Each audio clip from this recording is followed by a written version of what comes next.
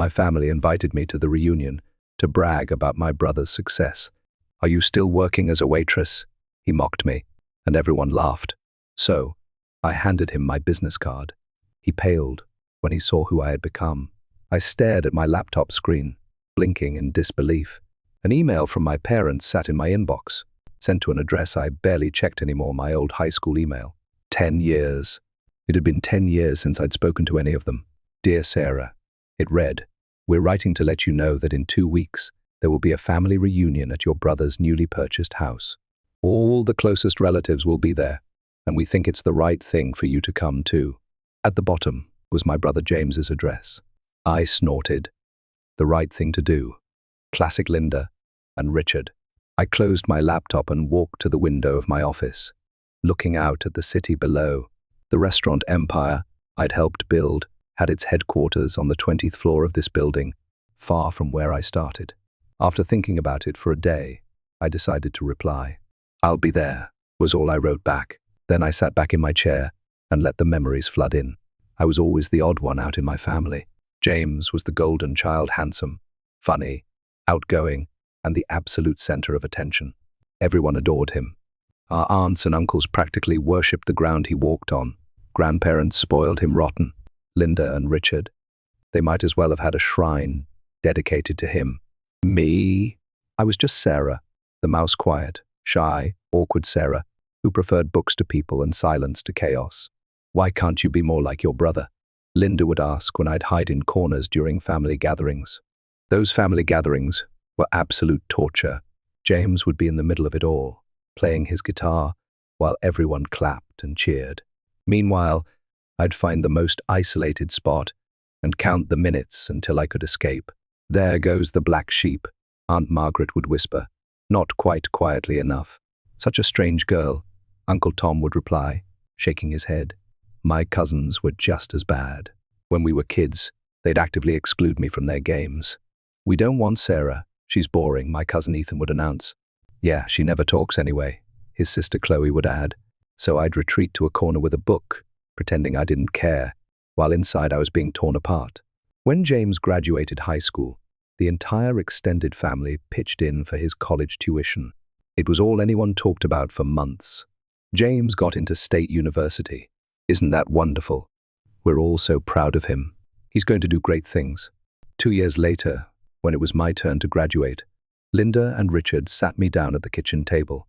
"Sarah," Richard said, "we don't have money for your college. All our savings went to James's education." Linda added, "You need to find a job and support yourself." I wasn't surprised, but it still hurt. The next day, I got a job as a waitress at Sam's Diner, a local restaurant about 10 minutes from our house. I thought things couldn't get worse, but they did. My cousins started showing up regularly, sitting at tables in my section. "Look at loser Sarah," Ethan would say loudly.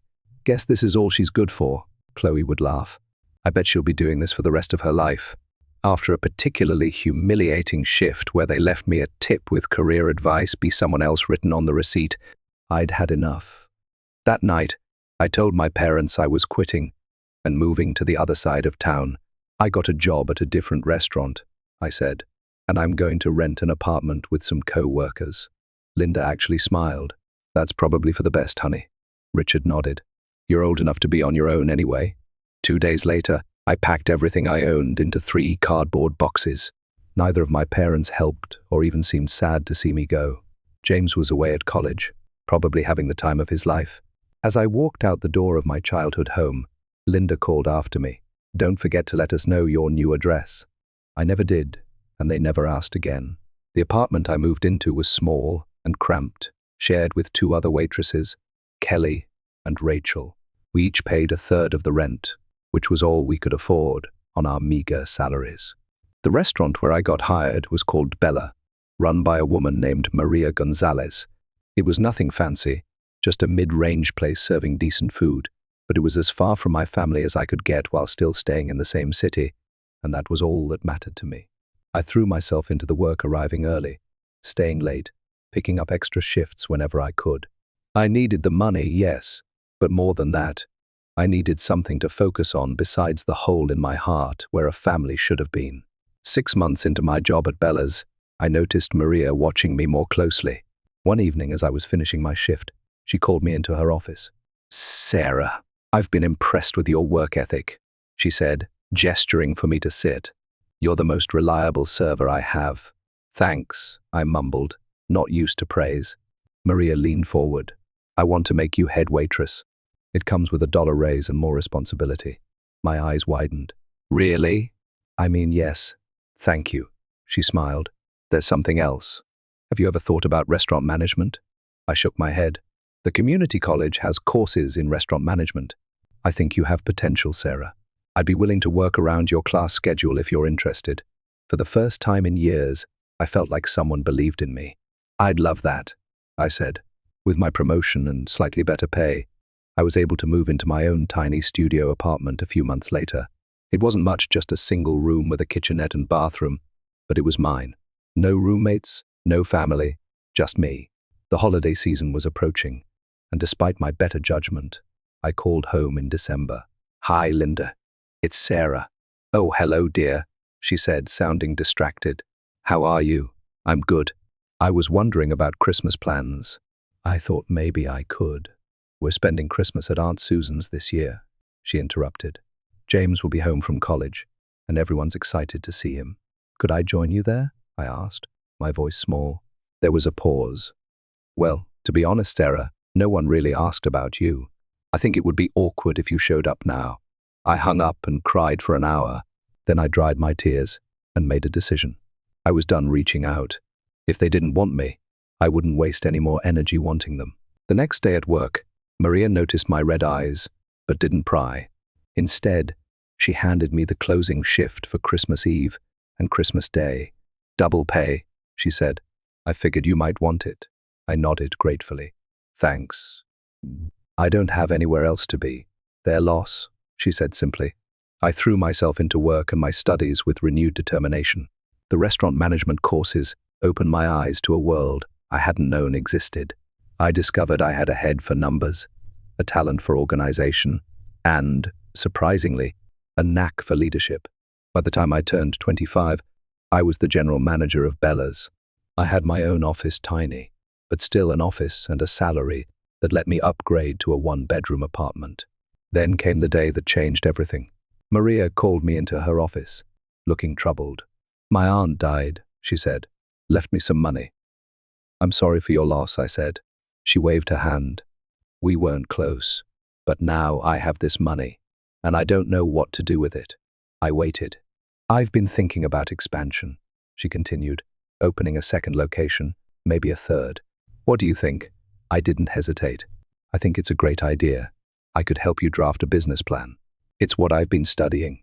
That night, I stayed up until 3 a.m., researching and drafting. I poured everything I'd learned into that business plan: market analysis, financial projections, staffing needs, location scouting. When I presented it to Maria the next day, she was stunned. "This is professional-grade work, Sarah." I shrugged. "It's what you deserve."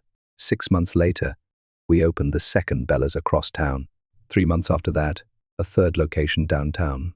Both were successful from day one, thanks to careful planning and the solid reputation of the original restaurant. On my 28th birthday, Maria invited me to dinner at the nicest restaurant in the city. After dessert, she pulled out an envelope. "Happy birthday, Sarah." Inside was a legal document naming me as a partner in Bella's restaurant group. I stared at her, speechless. "You earned it," she said. "I couldn't have done this without you, and, honestly, I'm tired. I want to spend more time with my family. You're young, ambitious, and you have vision." "I don't know what to say," I managed. "Say yes. We'll make it a restaurant empire." I laughed. "A restaurant empire? I like the sound of that." Over the next 4 years, we expanded to 10 locations across the state. I became the face of the company, handling everything from menu development to marketing. Maria joked that she was semi-retired. The shy, awkward girl I once was had vanished. In her place stood a competent, successful businesswoman. I bought a luxury house in the best neighborhood, in the city, modern, spacious, with floor-to-ceiling windows and a view of the skyline. My car was a sleek Mercedes. My bank account had more zeros than I'd ever imagined possible. The only thing that hadn't changed was my relationship with my family zero contact for nearly a decade. They were as much strangers to me as the people I passed on the street. So, when that email arrived in my old account, the one I kept active, only because some old business contact still used it, I was genuinely shocked. A family reunion at James's house. The right thing to do to invite me. As I sat in my home office staring at the email, I wondered why I was even considering going. Did I want reconciliation, recognition, revenge? Perhaps it was a mixture of all three. Or maybe I just wanted to see for myself what I'd left behind, to confirm that walking away had been the right choice. The day of the reunion arrived with perfect spring weather. I stood in front of my closet, contemplating what to wear. I didn't want to show up in something flashy that screamed successful businesswoman, that would be too obvious, too desperate for approval. Instead, I chose an understated but expensive outfit, dark jeans, a silk blouse, and a cashmere cardigan. My only concession to luxury was my watch, a subtle Cartier that cost more than James probably made in 2 months. I checked my reflection in the mirror. I looked nothing like the shy girl who had left home a decade ago. My hair was styled in a sleek bob, my posture confident, my eyes clear and focused. I wasn't that hurt child anymore. Instead of driving my Mercedes, I called a taxi, another deliberate choice. I'd arrived like a guest, not someone trying to show off. The ride to James's neighborhood took about 30 minutes, during which I rehearsed potential conversations in my head.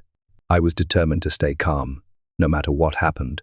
James's house was average, a typical suburban 2-story in a middle-class neighborhood. Nothing special. I knew, without vanity, that my home was at least twice as impressive, but I pushed that thought aside. I wasn't here to compare houses. I rang the doorbell, hearing the muffled sounds of conversation and laughter inside. After a moment, the door swung open, and my mother stood there, wearing an apron and holding a serving spoon. She stared at me blankly for a full 5 seconds, before recognition dawned. "Sarah? Is that you?"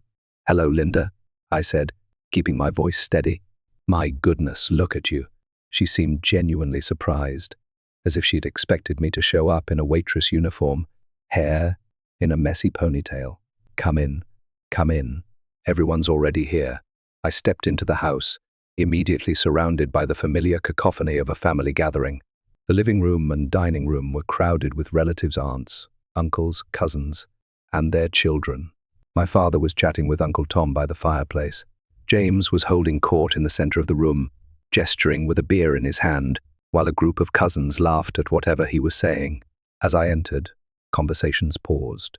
Heads turned, eyes widened. "Is that little Sarah?" Aunt Margaret whispered. "She looks different," someone else murmured. I nodded politely to everyone, but didn't rush to greet anyone specifically. Let them come to me, I thought. My cousin Chloe, now in her 30s like me, leaned toward her husband and whispered something. I caught the words waitress and self-important. I pretended not to hear, but inwardly, I smiled. They still thought I was a server, and a failing one at that. "Sarah's here," my mother announced unnecessarily. "Isn't this wonderful?" The whole family together again. My father came over and gave me an awkward side hug. "Good to see you, kiddo. It's been too long." "Yes, it has," I agreed, not pointing out that the phone works both ways. James finally noticed me and sauntered over, still the center of attention, even while approaching me. Well, he said, giving me an exaggerated once-over. "If it isn't my little sister. Finally decided the family's good enough for you again." "Hello, James," I said calmly. "Congratulations on the house." He seemed taken aback by my composure, but recovered quickly. "Thanks. Just a starter home, you know. I'm planning to upgrade in a year or two when the business really takes off." We all moved to the dining room, where a long table was set with mismatched plates and silverware. James naturally took the seat at the head of the table, with our parents on either side. I was directed to a seat at the very end, next to a second cousin I barely remembered, and across from a child who was busily kicking the table leg. The meal began with toasts, primarily directed at James. My father stood first, raising his glass. "To my son, who has made us so proud. From the star quarterback in high school to the successful businessman he is today, James has never disappointed us." Everyone clapped. My mother went next. James has always been special, she gushed. His auto parts business is thriving, and now this beautiful home. We couldn't be prouder. More applause. Uncle Tom stood.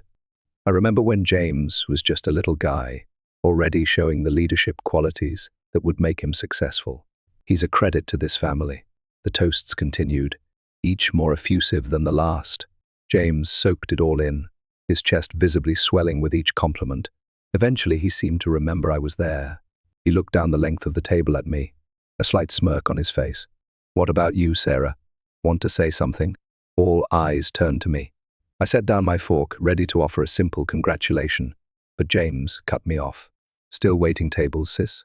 Or have you been promoted to dishwasher by now?" The table erupted in laughter. I heard Aunt Margaret snicker. "Imagine still being a waitress at her age," she whispered to Uncle Tom, loud enough for everyone to hear. 10 years ago, I would have blushed furiously, possibly even cried. I might have made an excuse and fled the table, but not today. Today, I laughed a genuine laugh that startled everyone into silence. "What's so funny?" my mother asked, looking confused. I smiled at her. "It's funny that after 10 years of not being in touch, none of you know anything about my life. Not a single thing. Yet you all feel comfortable making assumptions." The table went quiet. I reached into my purse and pulled out my business card embossed, elegant, with the Bella's Restaurant Group logo in the corner. I handed it to the second cousin beside me. "Would you pass this to James, please? And feel free to look at it on the way." He took it, glanced down, and his eyes widened. He passed it to the next person, who had a similar reaction. The card made its way around the table in silence, each person reading it, and then staring at me with new eyes. When it finally reached James, he looked down at it, then up at me, his face draining of color. "Sarah Hamilton, co-owner and CEO, Bella's Restaurant Group," he read aloud, his voice hollow. "What does that mean?" my father asked, leaning over to look at the card. I took a sip of water before answering. "It means I'm co-owner of a restaurant chain with locations across the state. We're planning to expand nationally next year." The silence was absolute. "You're a restaurant owner?" my mother finally managed. "Co-owner," I corrected. "I own half of the company. Started as a waitress, became manager, then business partner. We've been profiled in Restaurant Business Monthly twice." James was staring at me as if I'd grown a second head. "My house is about twice the size of this one," I added casually, then deliberately went back to eating my salad. My parents exchanged glances. Then, as if someone had flipped a switch, my mother's face transformed into a beaming smile. "Sarah, why didn't you tell us about your success?" "We're so proud of you." I chewed slowly, swallowed, and dabbed my mouth with a napkin before answering. "You could have asked about my life at any point in the last 10 years, but you didn't. Not once." The table fell silent after my statement. My mother's smile faltered, but she quickly recovered. "Well, we're learning about it now, aren't we? And we're thrilled. Isn't that right, everyone?" Suddenly, relatives who had been mocking me minutes earlier were falling over themselves to show interest in my life. "Tell us about your restaurant, Sarah. How many employees do you have? Are you on one of those cooking shows?" James sat at the head of the table, sullen and quiet, the forgotten center of attention. My father kept glancing between us, as if trying to reconcile the successful woman before him with the daughter he'd written off years ago. I answered their questions politely, but briefly. After about 15 minutes of this new, uncomfortable dynamic, I checked my watch and stood up. "I should be going. I have an early meeting tomorrow." "But you just got here," my mother protested. "We have so much catching up to do." 10 years worth, I agreed, "but I don't think we'll manage that in one evening." As I gathered my purse, my parents followed me to the door, with several other relatives trailing behind. James remained seated, staring at my business card. "It was wonderful to see you, Sarah," my mother said, suddenly warm and affectionate. "We've missed you so much." I smiled, not unkindly but without warmth. "Have you?" She blinked, taken aback. "Of course we have. You're our daughter."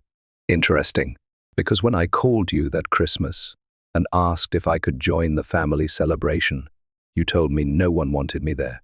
She had the grace to look embarrassed. "That was a misunderstanding." "Was it?" I asked. "Or is it that you suddenly want a relationship now that you know I'm successful?" "Sarah, that's not fair," my father interjected. "No, it wasn't fair," I agreed.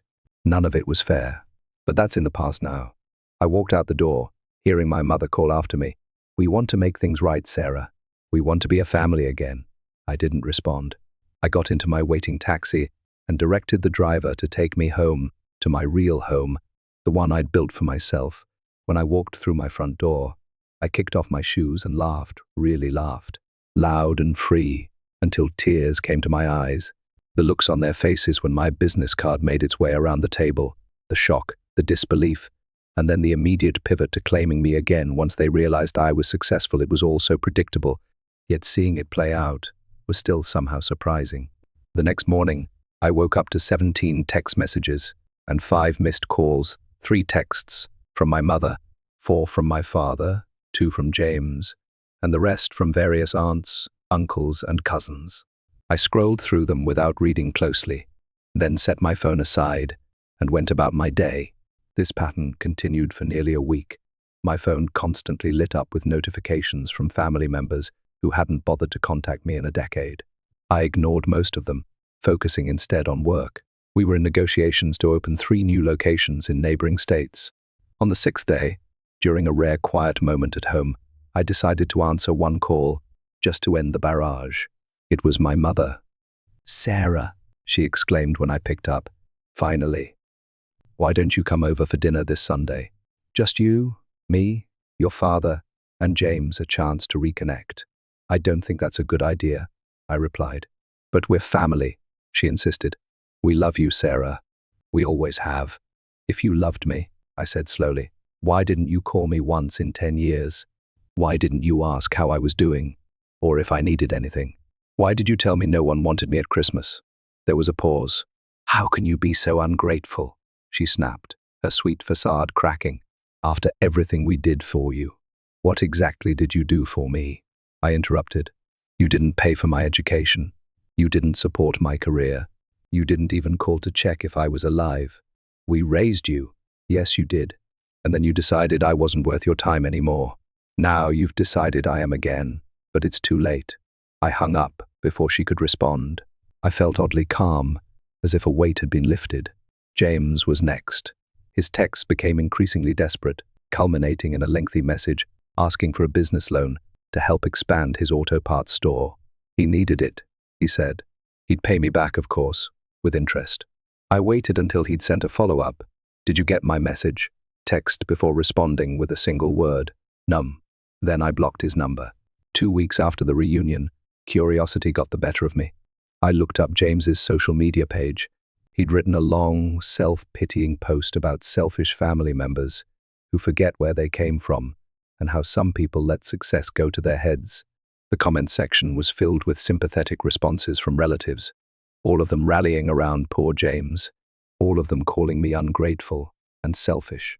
I should have been hurt, but instead I found myself laughing again. They hadn't changed at all. They were still the same small-minded, judgmental people they'd always been. The only difference was that now I could see it clearly, without the desperate need for their approval clouding my vision. I closed the browser and turned my attention to the business proposal on my desk. Maria and I were considering opening a culinary school next to our flagship restaurant, a way to train future chefs and managers while giving back to the community. As I reviewed the numbers, I felt a deep sense of contentment. My life wasn't perfect, but it was mine. I'd built it myself, piece by piece, without help from the people who should have supported me most. And in doing so, I'd discovered my own strength. The next day, as I was heading into a meeting, my assistant handed me a note. "Your mother called the office 3 times. Should I keep taking messages or block the number?" I considered for a moment. "Block it," I said finally, "and any other numbers associated with my family. I'm focused on the future now, not the past."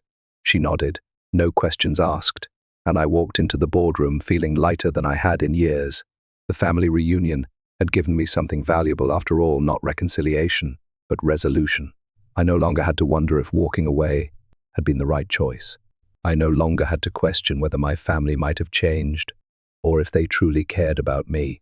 They had shown me exactly who they were, and I had shown myself exactly who I had become: someone strong enough to recognize toxic relationships, brave enough to establish boundaries, and wise enough to know when to close a door permanently.